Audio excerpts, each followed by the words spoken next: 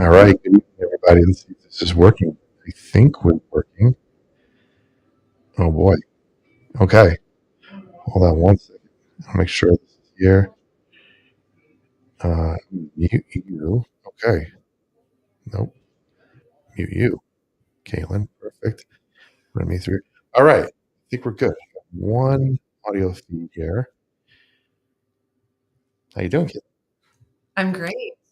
How are you? I'm fantastic. Thank you for coming tonight. I'm really looking forward to this conversation.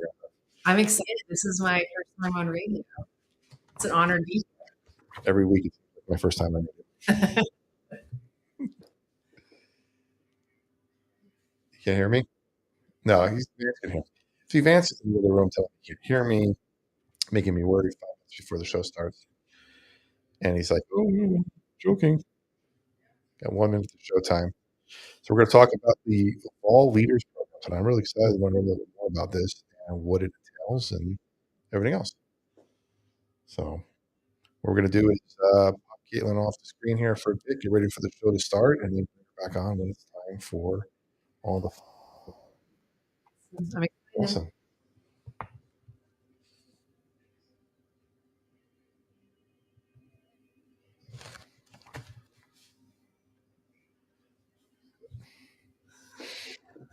Oh boy, I don't even know. I don't wear the headset, so I don't know what the hell he's talking about in the other room.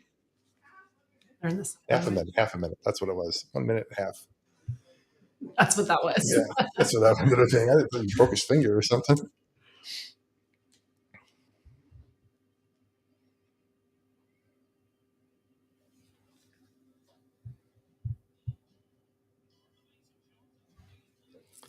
And the good thing is they fixed the clock tonight, so usually it's slow. Now you know.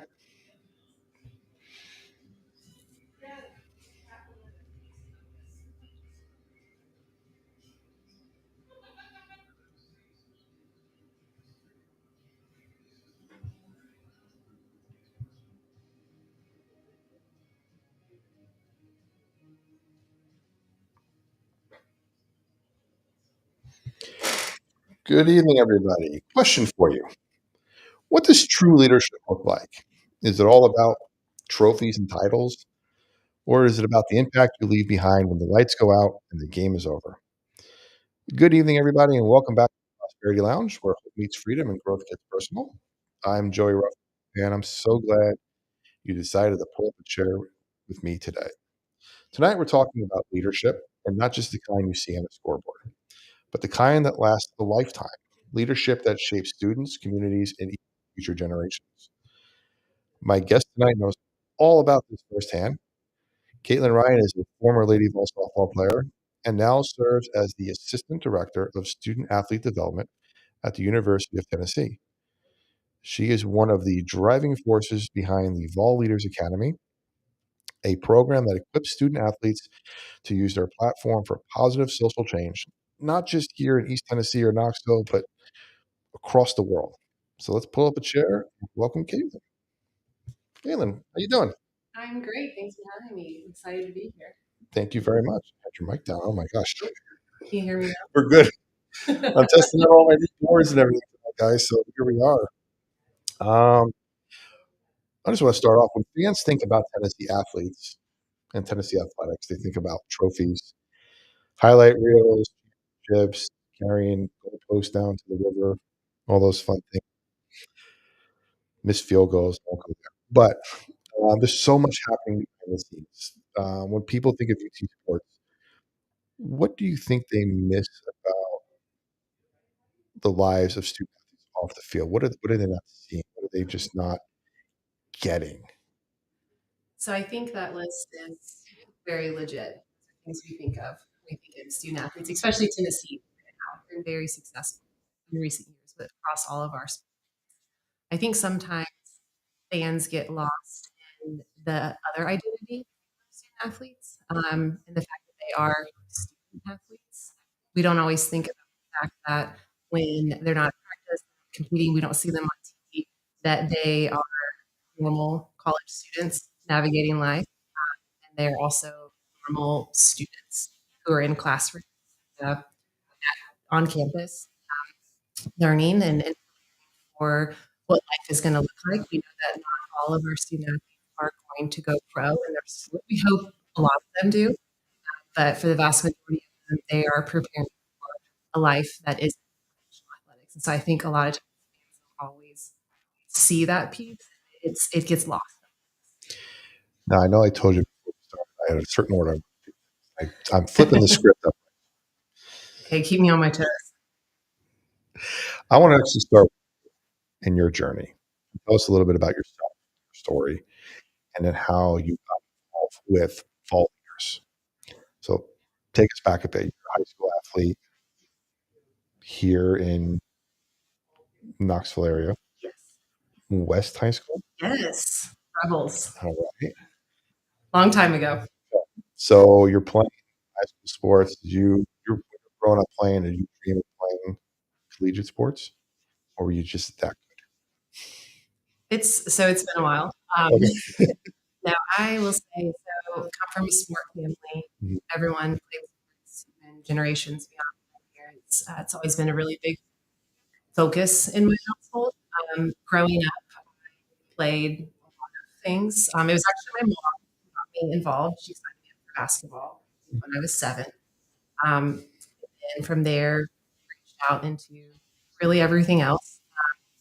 And so just kind of grew up in the world of sport and got to high school and was pretty good in a couple of areas and just had some opportunities to play in college. I don't know, can't really say that it was ever like a huge dream of mine. I think I just played for fun and I just was enjoying it. Always played competitive, but I don't know that it was ever, I have to go to this college, I have to do this. I just always loved sport.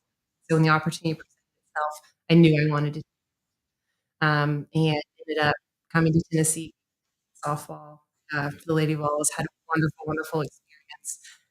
Didn't know what I wanted in my life past softball, and actually had a wonderful academic counselor in the building where I currently who encouraged me to go to grad school, explore some different options.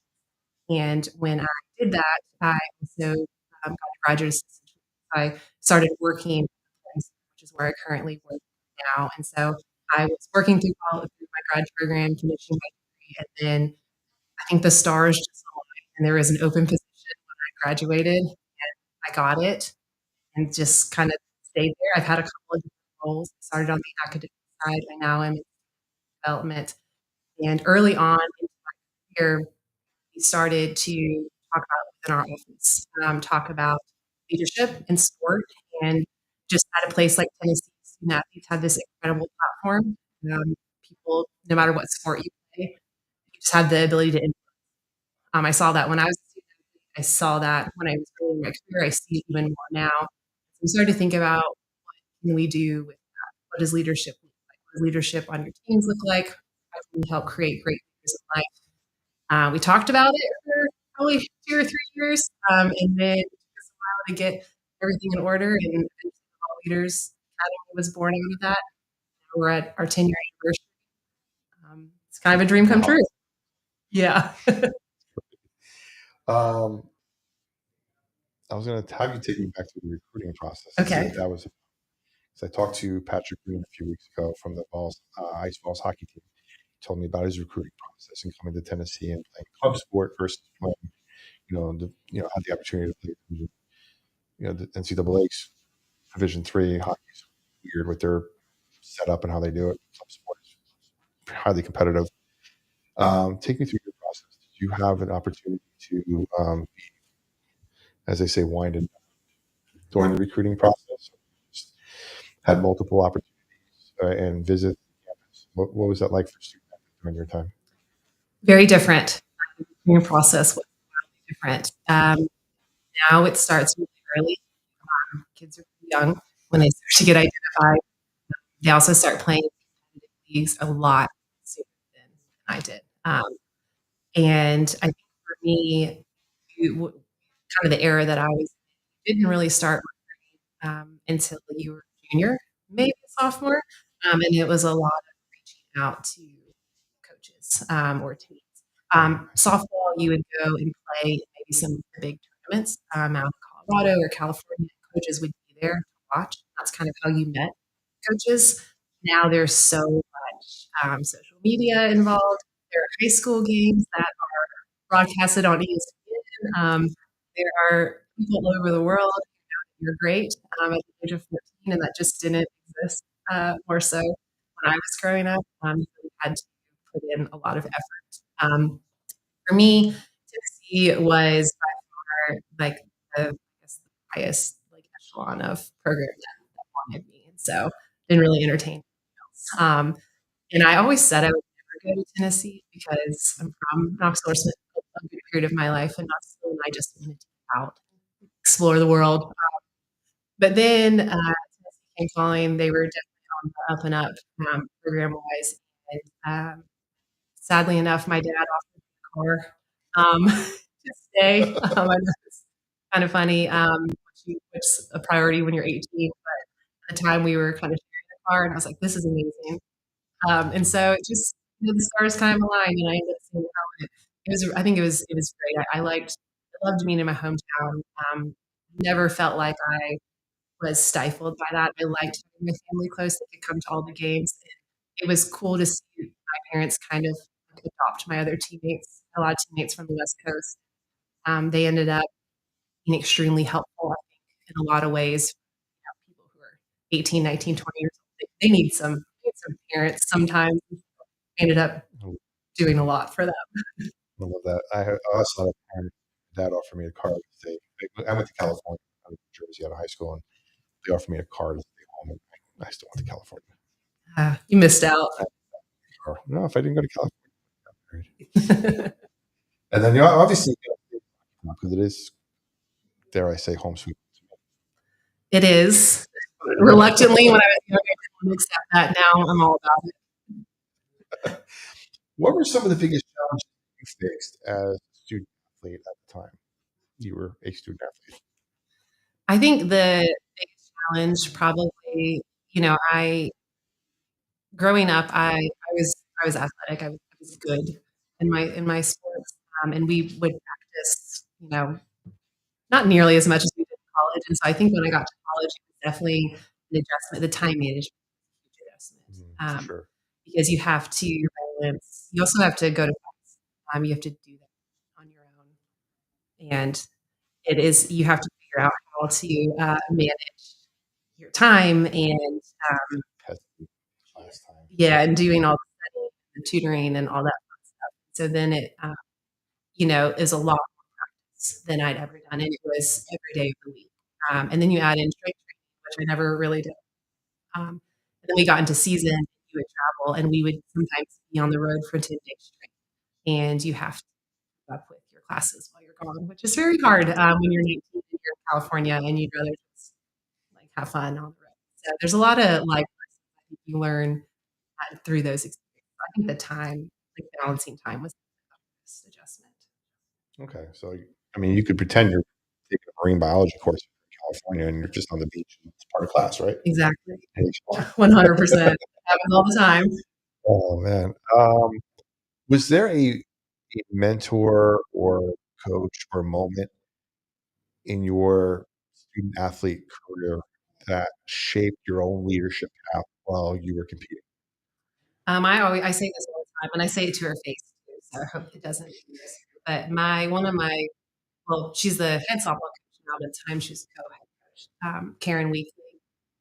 What is like I always say is my hero. And I think when I was in college, I didn't necessarily like appreciate my coaches as much as I do now. I think there are a lot of rules and restrictions that when you're 19, you're like, why do I have to do this? But now I really kind of reap the benefit of, and I understand the importance of discipline, just all the lessons there. And honestly, like I think she helped me and helped me be gritty, but also helped me understand like the privilege it is to be a lady ball and what that means. Mhm. And I think I played during like, the Pat Summit heydays, and so it was they were really good friends, and so a lot of the things that were infused into our practices and a lot of lessons I think that my coaches tried to teach us came from Pat Summit. Um, and so for me, I just really like think about who I am now and the opportunities I've had, and I attribute a lot of that to Karen. Is there a certain style of leadership or a certain um, takeaway from that?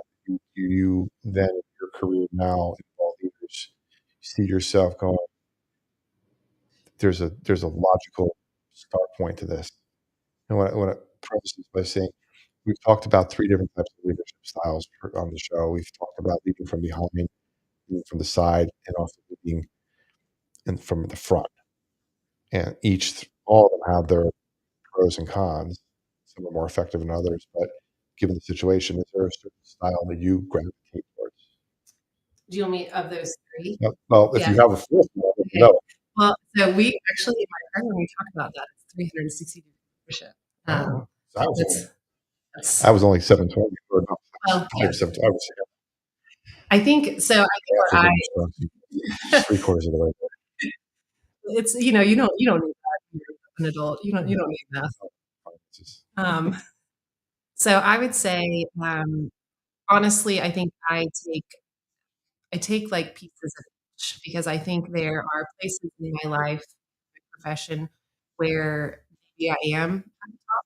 There are places where I'm on the outside, I'm in the middle, or I'm at the bottom organizationally. So I think something to think about when it comes to leadership is how do you lead differently when you're in those different and what does that look like?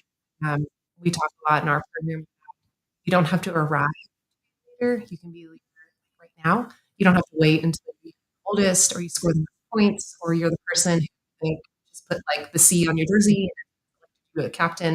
And so I think when you think about like, those 3 places, positions rather, um, there are ways that you can out of all of this. So I think that's something I learned when I played sports. I just when I was at least when I was on softball player, I didn't necessarily like I couldn't really put it into words.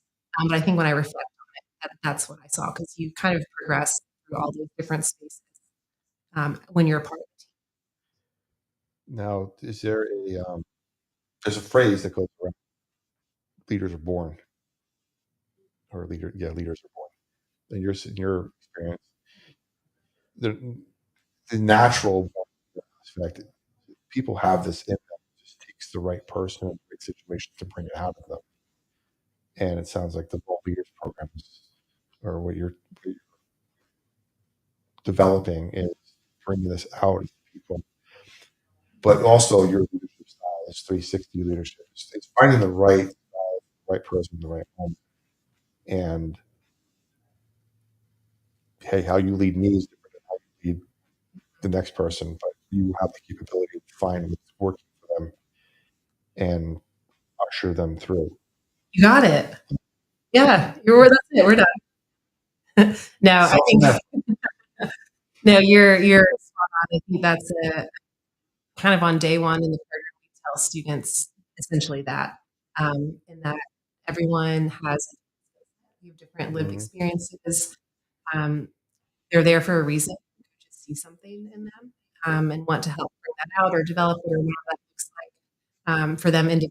So our goal is student athletes figure out what type of leadership is authentic to them. We never want someone to feel like they have to show up a certain way that is uncomfortable, causes a lot of stress. Sometimes you have to push yourself outside your comfort zone, but it should eventually kind of be natural. And I think leaders oftentimes, in some ways, forget they also have to be good followers. There are situations where you need to lead, sometimes you follow. Everyone responds to you differently, and so I think that's like a big part of our program is helping our students figure out what is it like, what's authentic. How do we bring that out? I love that. Let's shift back to where I was at the beginning here, talking a little bit about the student athlete experience and the leadership and what goes behind the scenes. Can you share an example of how a student athlete has balanced both excellence in academics and athletics? Oh You can use gosh, your own story. no, no, I would no, not excellent. I I was would s setting you up. I can only talk about much. Yeah, I think it's hard. I think that especially now our student athletes are pulled so different directions. Very exciting, lots of opportunities. Um, but I think that we also, as public, don't always get to see all the other pieces. We see all the athletic Mhm. accolades, and then like it might be a footnote that's like, oh, and this person was a torchbearer, or they graduated, with 4.0 and they're going to med school, or, like you just don't always see that. I get to see it. So I think it's really, really exciting. Someone who comes to mind to me very recently, men's basketball player Ryan Majak. I think he's a really popular. He's a favorite as well in the he's in the NBA. But I think he was someone who was very grounded. He came from a program that also just was really committed to every aspect of his experience at Tennessee. Not only like on the court and obviously all the excellence have achieved with men's basketball, but also in the classroom, in the community, within our program. I think he's someone who didn't necessarily like let all the noise get to him, and he still just kind of showed up every day like a normal guy, nice to everyone. And I think you could see that too, just reflected in the way that he played. People love him. I think he was a really good example of someone who figured out that balance. So I was reading a little bit about something called Tennessee Tailored. Such an interesting name. I love that. I'll tell my boss. Hey, approval. What does that approach look like in practice? Tell me a little bit about what that approach looks like. Yeah, Tennessee Tailored. So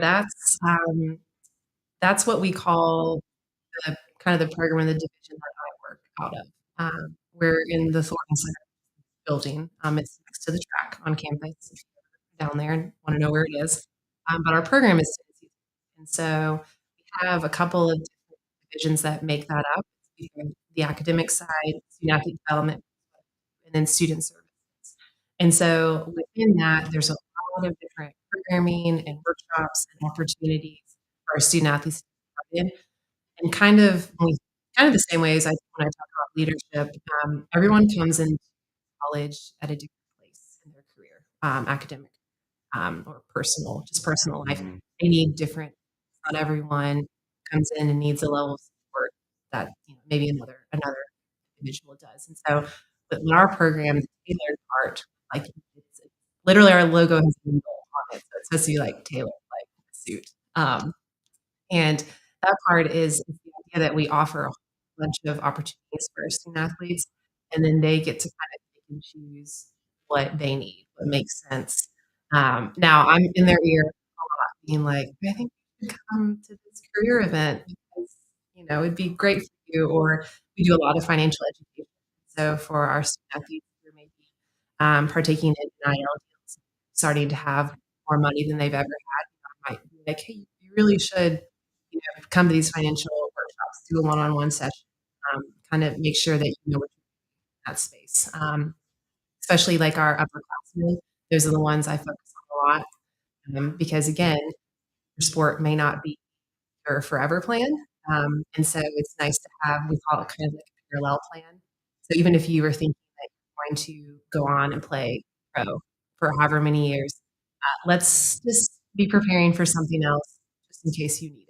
Because if you are a pro athlete, at some point you will retire, and oftentimes you retire and you're maybe still in your 20s. There's a lot of life left. Like, what are you going to do with that? That's why we help them start think about life beyond sport. That's true. I think I was reading, if I remember correctly, the average NFL career is like 3 years or something like Yes. that. Imagine being 25.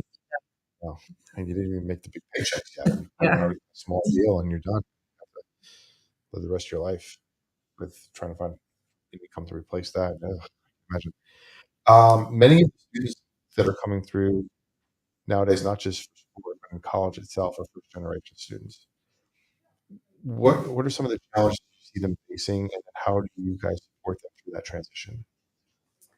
Yes. I would say so. Not only do we first gen students out of campus as well, so Mhm. we have our own office. Campus does too. They have a whole program.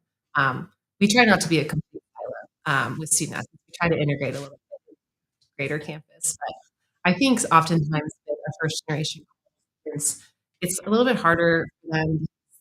They don't have someone at home necessarily to like ask questions to or help guide them through the process. And so I think we just try to be as available as possible. I try from day one to let everyone know there's no such thing as stupid questions.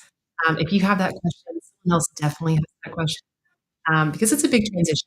You know, moving away from home, moving into a dorm, your sport is taking up so much of your time. Oh, and you're in college classes. You know, you just don't have any time to do anything. And so we're pretty intentional with our programming. We do a lot of one-on-one stuff, especially when our freshmen first start. They have different requirements in terms of hours they have to be in our facility and days they call people they have to meet Okay. with. I've done Um, like that. yeah, and even students who maybe come in with really high GPAs out of high school, kind of everyone kind of starts because the philosophy is let's start with a lot of support, and as you prove that you don't need it or you feel good about everything, like we can peel those things away. But it's easier to take things away than it is to put a band-aid on a situation if you get halfway through the semester you're really struggling. And of course, it's a lot easier to just start out the support pieces rather than try to catch up and already feel behind. So you guys have a philosophy of over delivering Yes. and providing as much support as needed. And then if you Yes. don't need them, if you don't need it, it's there. But it's there if you need it. And you can always go back to, 100%. yeah, I don't need this right now, but I might need it later, and it's there available. Mhm. And Perfect. I think it's also another piece of that is getting students to come into our building to meet people, and so they know so that they meet me, they meet the rest of our staff, you know, they have a tutor, they come in for study hall, and so if you just get them in the first few weeks, they start to understand like, oh, that's a cool place. They're nice people. They're here to help me. And so it just makes it easier when you have a request. Or you should like come to this thing or let's do a service opportunity. They know who you are. And so even if they don't necessarily need as much structure, it's just nice that they like learn about all the things that we offer Mhm. because they have to. I'm going to put you on the spot here with this question. If you could describe the Thornton Center mission in one sentence for someone who's never heard of it, Oh my what would you God. say? So we have a mission statement. I hope no one is listening to this who works there is going to be like, I can't recite it. Nobody's Um, listening. I It's don't know. okay. Told some people about this. Pressure's on. Um, yeah, so I will say my family asks all the time, they're like, "What do you do?" It's really hard to explain. I would say our mission in like maybe one or two sentences is to support our students holistically as people, as future professionals, as leaders, as students, and help them prepare for what life is like after school. We don't do anything in the athletic realm. We always tell people, we're not your trainers. I'm not going to make you run. I'm not doing. I'm not teaching you those skills. We're teaching you life skills. We're teaching you, helping you prepare for a future career, whatever that looks like. So I think that's the mission, really, So you're essentially their life kind of. trainer.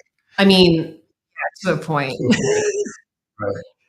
I got a question that came in from the chat here I want to get to from Matt. He said, how can college programs help athletes build an identity beyond their sport? Oh, And great this might be question. getting into the leaders a little bit. It actually is. We do a lot of that. So good question.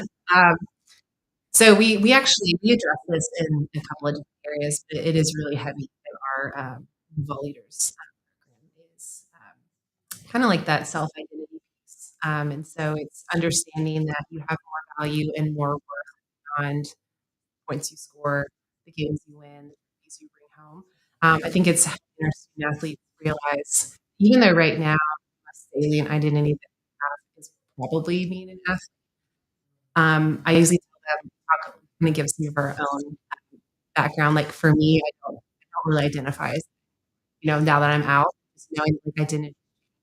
And so it's important for them to understand when they're this age, what are those other identities they have? Maybe it's, being a partner, it's being a friend, it's being a sister, it's, whatever that is for you. And then understanding like the worth that comes from that. Mm. And that, I think it helps. So if one day, like that sport identity, it's not like you don't feel like there's other things, kind of invest in. There are other people who and I think another piece is just helping them understand that their sport isn't. We have a lot of conversations around what are your interests, like what are your hobbies, what are the other things that make you unique. When you introduce yourself, to folks, is the first thing you lead with, "Oh, I'm Caitlin Ryan. I'm a member of the softball team," and you don't know what else. Trying to start thinking about like, what are those other parts that make you who you are. Like, what's that like a pie that like cuts up all those like I'm trying to think of it as like a pie, like little Yeah, yeah, like yeah, different yeah. slices that make up who you are.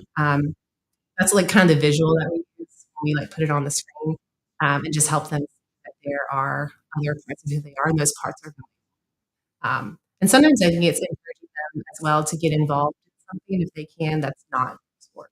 So maybe it's their faith, and so they want to join like an organization or a club or something on campus that kind of feeds that part of who they are. Or if they have a hobby, with the limited time they investing like in the off season. I know a lot of them play pickleball with each other or go fishing or there's just be like kind of fun stuff. I think it's good for them to like feel Sure, feel alive sure. sometimes. I've not I've not tried pickleball. Might be the only Oh, you person should. That's fun. I play. who hasn't tried it yet. People keep telling me, "Oh, try it." It'll really humble you when you go out there and there's like 70-year-olds who are killing everyone on the court. I can't. I probably will. I'd love to Yeah, it's myself I on. mean that's what's great. It's a sport for everyone. Like no matter your age, everyone can play. I love it. I was listening to a guy the other day. He was in a tournament. He's an older fella, and he was playing against a couple former D1 tennis players who were in their 30s, and they were in the same division. I'm like, I bet he beat them. close. Yeah. I think I've seen it played a few times. Seen it on ESPN. The problem with me, Caitlin, is I would get really, really competitive, Yeah, it's a really problem. fast. It would consume me. So better not. It's future you, your next era. With all this here, live stream and everything else, I bought all this equipment. I can imagine how much stuff I had to buy for pickleball. All the best rackets. You can do this. We're getting off the rails again. This happens usually before the show. All right. I'm going to talk about ball leaders, which is why you're here. Essentially, well, you're here for other stuff. Have a great conversation, but I want to talk about ball leaders. Now, ball leaders since 2015, Yes. and you were instrumental in getting this started. I'm Yes. throwing you all the credit. I mean, it was a team of people, but yes, I was on that team. Okay. How did this conversation get started? I think you told us a little bit about that, but take me through the end stages of this conversation. You're getting ready to get started. You had this idea to come up with Vol leaders with a team of people around you, implementing it getting people from, I assume, the university that Mhm. launched this program. It's a lot of red tape to go through work and dot the I's, cross the T's, signatures, funding, all that kind of stuff. All that stuff's now done. You're getting ready to get started. How do you sell this to student athletes? Great question. So all those things we talked about took a couple of years, particularly the piece with the university. You have to convince them that it's okay for athletic department staff to teach a class of only student athletes, which, you know, now we have lots of credit. So we're good because our program is curriculum-based. And so it is a class. So students go and they get credit. And so that was probably the hardest part was getting that solidified. They also get credit towards a leadership minor, so it's not just like a random class; it counts towards actual program. If they do our whole program when they leave our program, they'll have a leadership. And so it's taken a Really? long time to Wow. get all of that. And so it's we're in year 10. We just got that like completely seamlessly transition. It's been kind of building for a while. So when it first started, it's definitely like a dream of ours. When it launched, we had to not necessarily convince convince, we had to convince coaches, because coaches are the ones who nominate academy. Students don't like sign up or put in an application. You're nominated by your coach. And so the Oh, first hurdle was going to coaches and being like, "We're going to do this thing. It's really cool, and we think you should put your students into it." So I think some of the ways to kind of alleviate their questions and some of their stress, because their initial question is always like, "How much time is this going to take up in their lives?" right, right. Which is why we work so hard to make it a class, because class is protected. They're in class, they have to be enrolled a certain amount of hours. So why not just make this one of those classes? So we're not asking them to come back at night. We're not asking them to do anything extra. It's also a way to, I think, build some integrity in the program, because then you have to come every day to class. There's readings, there are assignments. If it's an extra thing that you get to opt into at some point, life gets really hectic and crazy, and so something has to give. It's probably going to be that like extra thing that you go to on Tuesday nights. And so it was the classroom piece that I think builds the integrity of the program, and also with coaches, it kind of gets rid of that question of like, well, when are they going to do this? Well, it's going to be a class they take. They sign up for those 15 hours a semester, and one of those classes is going to be VOLeaders. And so I think that was the first like big hurdle. The second is then convincing them that we can take them out of the country for 12 days in the middle of the summer. For some of them, right before like fall camp starts or their season starts. And so we have to Okay. be really intentional with where we go, where we stay, the food that we're feeding them, making sure that there is access to work out, to do what they need to do to kind of like be in good status sport. So when they get back, so it's really the coaches that was the hurdle. But once you have a couple of years through it, and coaches start to see the output and start to see, the growth in your athletes, we don't have to sell it. They love it. And then the more like as time has gone on, athletes start to ask about it. When they're freshmen, when they're underclassmen, they're like, "Oh, I see my teammates are doing this. Like, I want to be part of it." You're no longer having to explain to someone like, "Okay, this is what Vol Leaders is, and we think you'd be a good fit." Like everyone kind of knows about it now, because it's pretty big to be chosen.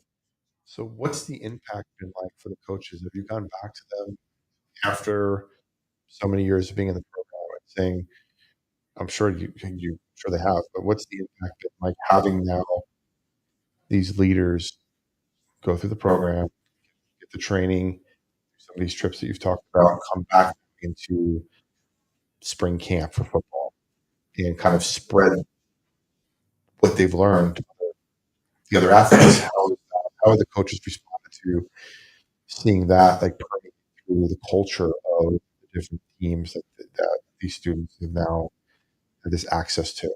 I'm assuming it's been probably great. Just throwing it out there. It It's been has, great. and I credit our our alums program with this, because one of the things we tell them constantly is, this program doesn't work unless you are sharing what you learned. It's great that you sit in this classroom with us. It's so impactful and it's amazing, but if you're not implementing what you learned, really, like, it's not going.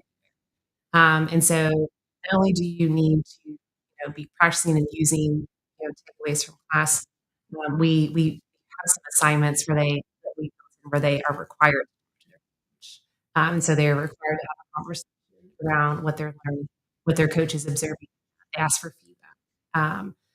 And so I think that we kind of we make them have those initial conversations, and so they can becomes more natural as they progress, which I think has been really, really helpful, because again, I can talk like blue in the face about how amazing the program is, but unless you have students who actually are showing that or having those conversations, no one's gonna believe it. And so I really credit a lot of the buy-in to students, because we push them to do that, because again, if you aren't practicing the things you're learning, what's the point of all it? And I will say actually, we're working on a 10-year like anniversary video right now, and I watched the draft today, and Allison Ojeda, our women's tennis coach, is in the video. And one of the things that she said, it like stuck out with me, 'cause it's so great, was that she said that all of her players, all the women who come to the program, the thing that she notices the most is that they come out, and it's something that, like, really stuck with me, and I was like, I it makes me feel really proud, but so I think that's you see kind of those little differences in people. Again, you don't have to be the loudest person in the room, you don't have to be, like, the person who's, like, leading rah, rah, rah cheer in the middle, to have an impact, but I think sometimes what coaches notice are the volleyball who are picking up their teammates when they have a bad day. They're the ones who are having those conversations. They're having tough conversations. They're coming to them, concerns or questions. Like I think they can just see they build confidence. And being a part of this program is a privilege, Definitely. right? So if you're not going to class, you're not doing courses, you're not passing, you're out. We've never had to, Well, that's good. which is great because I think that they understand from day one how much of a privilege it is. Yeah. They also know, like I have direct access to so if they miss class, like whoever's in charge of them immediately knows. And so I think there's a little bit of I don't want to say fear, but they just know I have direct access to like so and so wasn't in class today. But I think they understand that it's a privilege and they're excited for everything to come. And even if it's they get in the program and they're like, I don't know what this is doing, but at least they know there's an international trip at the end. And if that's the thing that keeps them there, so be it, because you're gonna learn something along the way. Um, and it ends up, I think a lot of them like they love the trip, obviously, but when you ask them what their part of the program is, they don't normally say. Interesting. So besides you dropping putting the fear Yeah, I seem down, like a really mean person, right? It's a lot.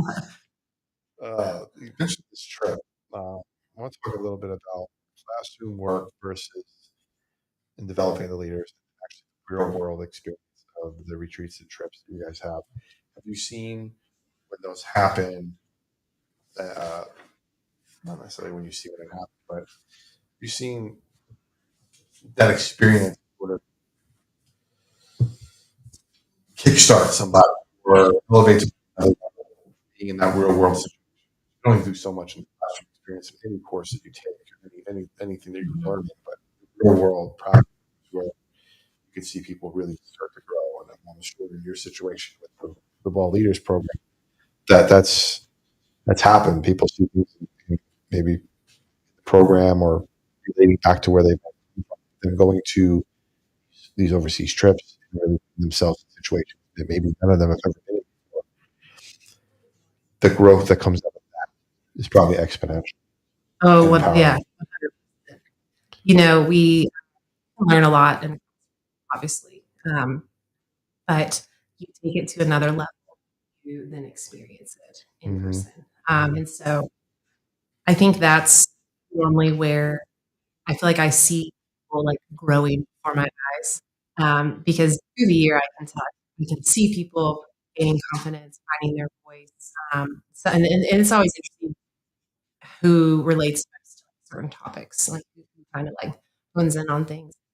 They get really close with one another, we do a lot of so we actually do a lot of, like, practical, um experience. Like when we go in country, we do facilitation, and so we work with a lot of like elementary schools or organizations with like little kids, and so we teach them how to teach games and sport to kids who maybe speak the same language as you, kids who have like a cognitive or physical disability. Like how do you make that group?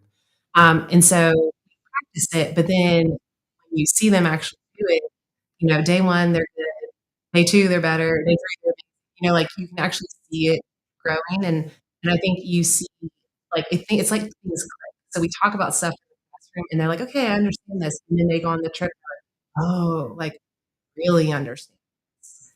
And so I think that's like I don't. There are some people who don't make it on the trip like national team opportunities or summer ball or injuries, whatever it is. And I would never want to say like your experience isn't as good as everyone else. So they didn't get to experience the trip. I just think it's different. But I think there's a little bit of a difference from when you learn something in a classroom and then you actually and you see it play out.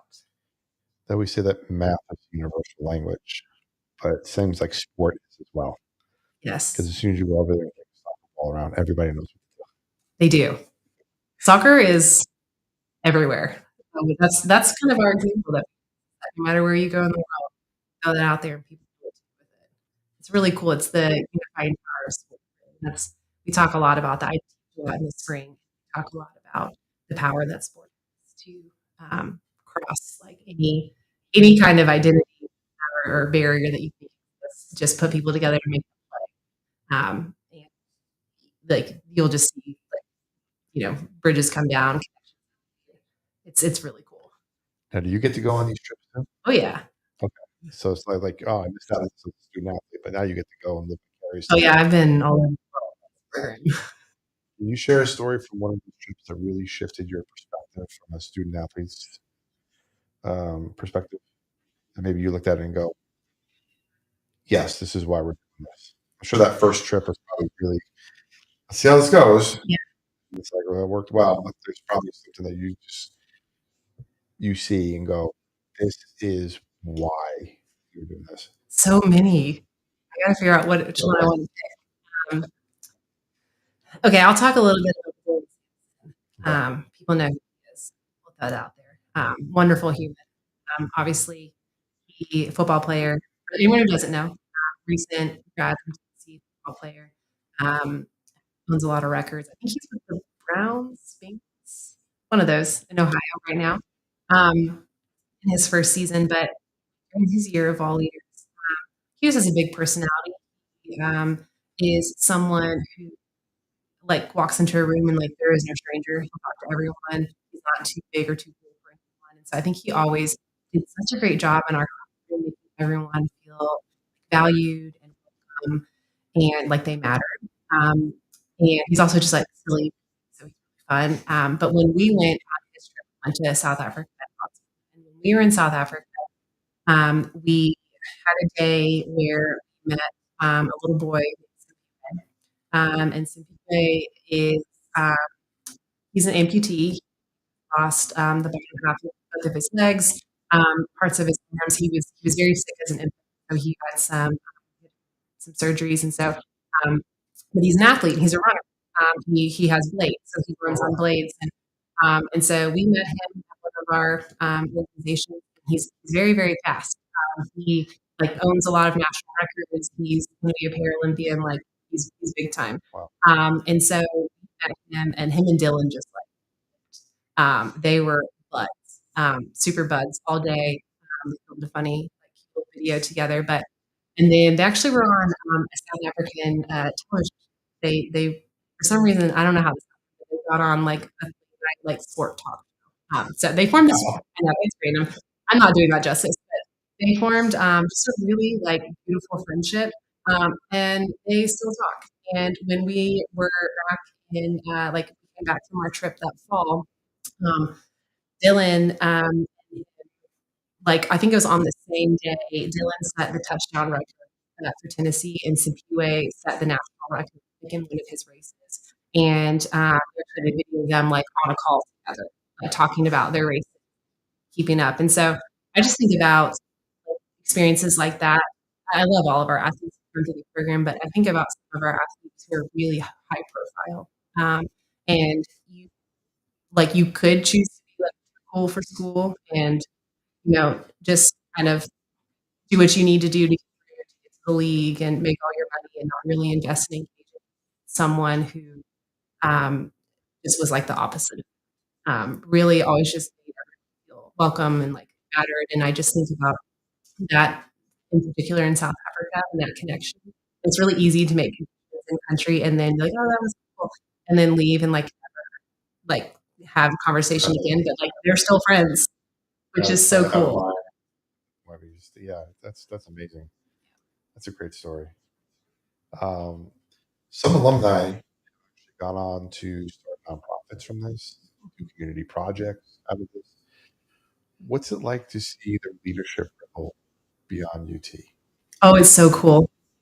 It like gives me chills to think about it. We have a number of student athletes who um, honestly they see what experience things on the internet, see people and organizations using sport to impact change in communities. And they're like, I think I'm going to do that. And they come back and make it happen. We have a couple of nonprofits, one who soccer nonprofit, we have golf. Josh Palmer, the Buffalo Bills, just launched his Palmer Family Foundation. He and I were chatting about that today, and he was talking about like this era in his career, this like guess it's like I don't know the second contract he's talking about with this era. He is focusing on like how can he contribute to the field, how can he make an impact in the community, and I think that really like, warms my heart when I see student athletes do things like that because we don't necessarily want them to change the trajectory of their life in the sense of like I don't want you to come into our program and think now you have to all go out, work in the community and start a nonprofit and abandon your dreams, whatever field to. It's really just helping Right. you figure out like how can you lead in your life? How can you lead in that field still, no matter like where you go? But I think it is really to see those who do have the ability, like start something like that, and what does that look like, and how do they do that? And so that's a really cool part. We've also had we've had student athletes who've returned to countries that we visited to work with some of the nonprofits that we have worked with, like while we're in country. Yeah, which Oh is wow. not something I like anticipated happening. We had, I know, we had our most recent one just came back from the Philippines. She visited with us in 23, and she went back for about a month to work with one of the organizations that we work with, which is just she had a wonderful experience. It's really cool. So those are things I didn't anticipate happening when we first started this, but it's been a really cool byproduct. That's amazing. And I those are love things I that. don't think people when we go back to, like, our first question of, like, what do you think fans don't see about student athlete experience? It's stuff like that, that you just don't necessarily understand behind the scenes, all these, like, other little factors. That's I'm blown away. You're Thanks. amazing, especially with the impact you're making, not just while they're in school here, but this impact that's changing not necessarily their lives, but so many other lives, and this changing family trees and changing directions of the trajectories of people all over from what you're doing. It's just fantastic. Thank you. Yeah, yeah. This is why I created the Prosperity Lab. This is why we're here to talk to people about leadership and community, and highlight experiences, and talk about how leadership isn't just a season or a job. It lasts longer than all. It lasts longer than a paycheck. It lasts longer than everything. It's just there for you. And this conversation is encouraging to you. I want to invite you to subscribe to our YouTube channel, so you never miss an episode. ProsperityLounge.com at sorry YouTube.com at the Prosperity Lounge. You can also go to theprosperitylounge.com and sign up for our free community. Use promo code radio. You get our free 8-step guide to stop living paycheck to paycheck. It's very important nowadays. You get access to all our free courses that are in there, our budget course, our planner, everything you want to get. And make sure you pop in there some questions for our guests that come up. So I got some questions later on that came in. And more importantly, share this episode with someone who believes in the power of leadership, someone you think that needs to hear this. Uh, be forever grateful. So I'm going to get back into talking about looking at the clock, we're getting close to the top of the time here, but today's landscape challenges for athletes. We talk about preparing athletes to balance their athletic, academic, leadership responsibilities. I want to talk a little bit about the financial literacy part because that's my wheelhouse in preparing them for life for college sports. Talk a little bit about that financial literacy program you had mentioned earlier, and the access that the students have to get in there. And what is it all? Yeah, it's, definitely, upped that program in recent years, and it's an interesting challenge because we a wide range of need, I think, when it comes to financial literacy. And so we have a couple of different partnerships that we utilize and offer like a lot of different offerings. Again, it's kind of part of that tailored piece of our programming. So we meet you where you are and help you figure out what is it that you need. Um, We do a lot of team sessions, and so I kind of do some baseline sessions where talk a lot about those just like really pieces like budgeting, savings, credit, like those things that when you're 18 or 19, what's this? Should I get a credit card? If you don't already have one, because I don't know about you, but I didn't really learn that when I was in high school. No knock on my parents. So a lot of those just kind of baseline things, I think are really helpful. And then, with NIL and just kind of where we are, we have some students who are making quite a bit of money. So we can have some elevated conversations on what does that look like from an investment standpoint? Do you put that money? What's smart? We offer one-on-one sessions when we bring in folks to. I will preface it's not coming from it's not coming from our. We use real world professionals to come in and do our education. So we have group sessions, team sessions, and then we do one-on-ones. And so we hopefully are covering, everything that students need. I think those one-on-ones are particularly impactful because that's where you ask those questions that maybe you're afraid to ask out loud, or if you are potentially like in a different situation than other people on your team and you just may not want to say that out loud. I think that creates like a little bit of a space for those folks. But that is one of our programming pieces that is mandatory. I talked Mm, about a lot of things that we offer, and it's kind of like you can choose what works for you. There are a couple of things that we do that you have to do, and financial literacy is one of those pieces, at least that baseline. And then from there, you can kind of decide if you want to dig deep and have those one-on-one sessions to continue to use the different apps that are available for you. But we believe it's a really important piece, no matter where you are in your journey, and if you have money in a savings account or not. It's important to figure out those kind of core pieces now, so that you don't, make questionable choices. absolutely, absolutely. It's one of the key things we talk about a lot on the show. I'm a personal financial coach as well, and um, money fights, money problems are the leading cause of divorce in North America. So, being able to have the conversation around money, just in general, it's one of those four things. I would say there's four things people hate to talk about: money, politics, religion, sex. The things that people need to talk about, but they don't talk about. Mhm. And money's kind of is, I don't want to say it's the worst because it's what I do, but it's It's the worst. complicated. It's complicated because you might see your neighbor pull into the driveway in a brand new car, and they go into a house that's empty, and they have no money in their bank account. You're thinking like, man, they're rich. Mhm. They're not, because they're not going to come over to you. Hey, man, I have some money problems. Can you help me? Like, look at my budget.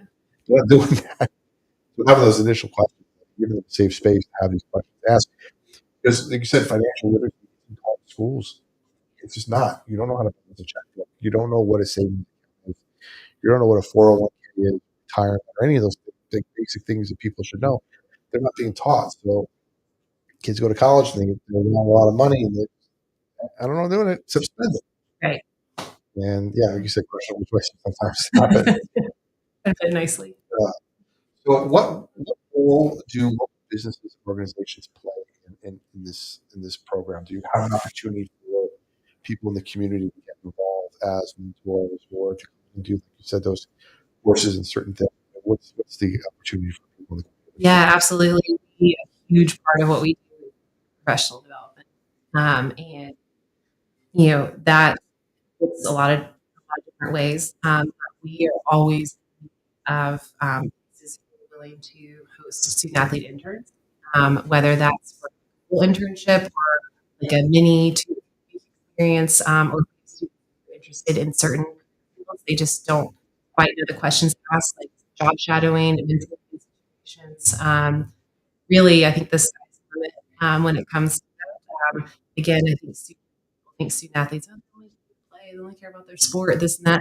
Vast majority of them are already thinking about what's next in life, and how to prepare for that. A lot of them are in majors that require them to do some kind of internship or Mhm. practical experience. And so part of our job is always reaching out and trying to find those experiences for our students. And so we are always folks who are willing to like help us in that way. whether it's like a paid opportunity or not. It's definitely something that's big for us. Nice. Now, I had some questions from the chat and questions from social media beforehand. Ton here, but I'm only going to give you one. Some of these things we've already answered, but this was from Sarah in Nashville, who wrote and said, "You mentioned community engagement. What's the most important project you've seen athletes do here in Tennessee?"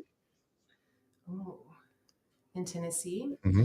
I would say what I really like what we do is when we have like continual service. Hmm. I like when we invest in something and it's not just a one situation. I like when it's we have a partnership with a local elementary school that we've had for actually I don't know how many years, but it's been very, very and we do a lot of different projects at that school. One of the main things is every week we get student athletes to PE us, and they help us class with the teacher.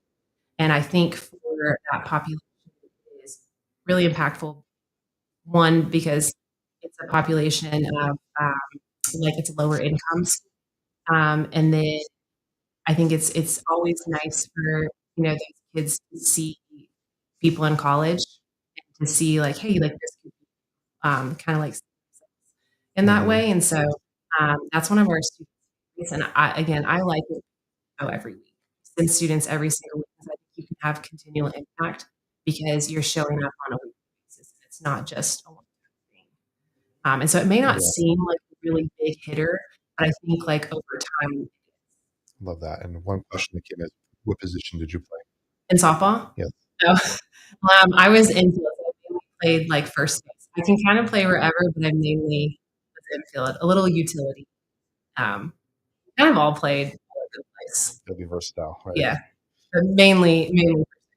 I love that. I'm As we kind of wrap, tall. as we wrap up here, well, that's probably why you love me too. I'm not. That was a reach. As we wrap up here, here's some takeaways from tonight's conversation with Caitlin. Student athletes are more than just athletes. They're scholars, leaders, and community change makers. Leadership is personal. It doesn't look the same for everyone, so small acts matter as much as titles. Your journey shapes your calling. Your own path from leadership to mentor shows how our past equips us to serve others. Service builds perspective. When athletes give back, they grow as leaders and citizens. Preparation is everything, from financial literacy to career readiness. Athletes are learning tools for life beyond sports. And community partnerships matter. Local businesses, nonprofits, and schools can all play a role in shaping the next generation of leaders. So thank you, Caitlin, for joining us tonight. Thanks for having Thank you me. for your incredible work you're doing through the VOLeaders and the Thornton Center, helping student athletes discover who they are, not just as players, but as leaders, professionals, and people of purpose. If you want to get in touch with you, what's the best way to reach out to the Thornton Center and the VOLeaders program? How do you follow them? Honestly, I think reach out to our social media is the easiest because I check it and I keep it up to date. And Perfect. so we have literally VOLeaders at VOLeaders. You can find me. Awesome. And if you're all listening tonight, if you enjoyed the conversation, make sure you connect with Caitlin over there and follow VOLeaders on Instagram. Don't forget, you can always join our community at theprosperitylounge.com. Thank you all for watching. Thank you all for listening and joining in the chat. We had a good chat tonight. Remember, everybody, stay faithful, stay fearless, and remember, freedom lives where faith and action meet. The lounge is always open, and so is your next break. This is the Prosperity Lounge.